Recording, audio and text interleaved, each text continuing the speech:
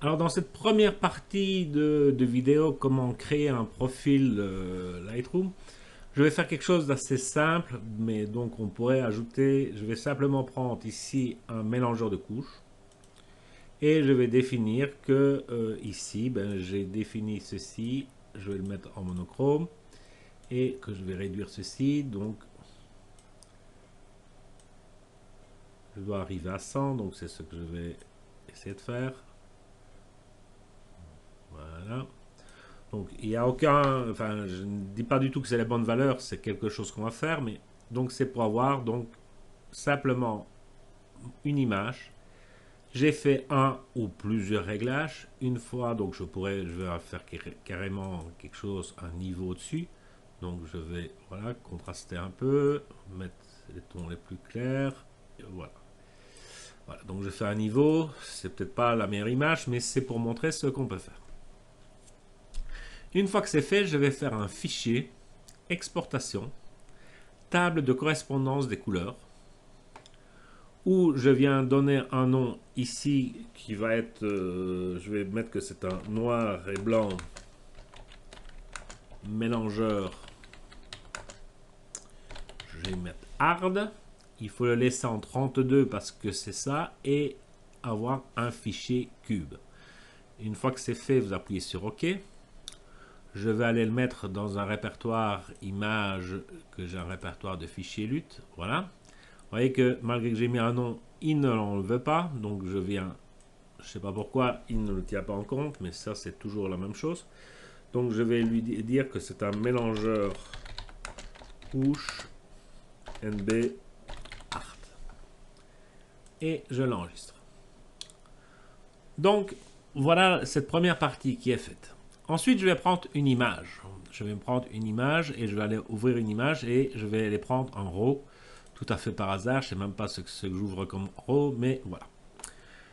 Et donc je viens dans mes préférences ici et je viens appuyer, une fois que c'est fait, je vais faire quand même quelque chose que je dois faire absolument et pensez bien à chaque fois le faire, c'est mettre que on est dans les paramètres par défaut de Camera Raw. Donc c'est pour qu'on ait en fait un Adobe Couleur qui est le profil de base pour pouvoir appliquer tous les réglages dessus. Donc on part toujours d'un Adobe Couleur au départ. Une fois que c'est fait, je viens dans mes paramètres prédéfinis. Pour créer le profil, j'appuie sur le Alt et quand je viens, donc si je n'appuie pas sur le Alt, j'ai les presets. Si j'appuie sur le Alt, j'ai les profils. Donc je viens le mettre que c'est un ici que c'est un marque noir et blanc art.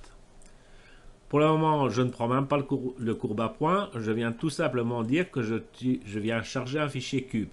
Fichier cube que j'ai mis moi dans image, fichier LUD et mélangeur de cubes NB art.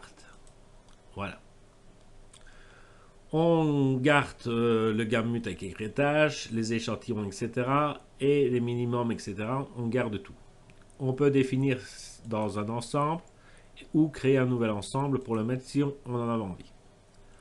On appuie sur OK. Et donc maintenant, quand je reviens ici dans mes profils, quand je viens dans parcourir, quand je regarde mes profils utilisateurs, j'ai un NB